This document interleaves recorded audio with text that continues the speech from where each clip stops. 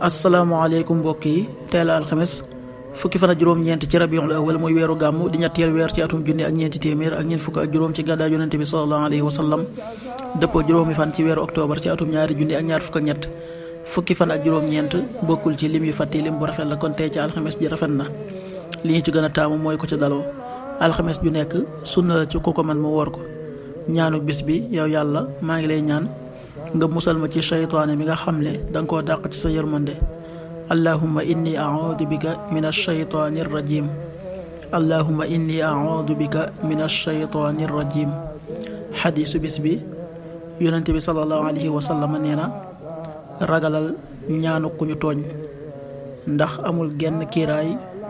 guy dox ci digganteem ak yàlla sunu boroom xadis bi buxaari ak muslim nettil nañ ko qaala rasulullahi sallallahu alayhi wa sallam ittaqi daawata almasluum fa innahu laysa baynahu wa bayna allahi xijaab rawaahu buxaari wa muslim. waxtu julli yi suba waxtaan dana tàbbi 5h42 juróomi waxtu yu tegal ñeent fukki simili ak ñaar tisbaar 13h22 benn waxtu wu tegal ñaar fukki simili ak ñaar takkusaan 16h22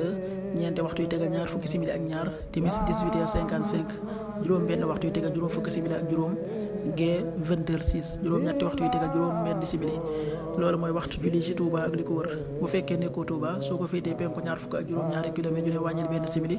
soo ko féetee sowwu ñaar fukk ak juróom ñaari kilomètre ju ne yokkal benn simili soo ko féetee gànnaar wala Saalum téeméeri kilomètre ju ne yokkal benn simili jant bi dana fenk 6h57 di soo 18h51 yàlla nanu yàlla nangul te nangul leen amin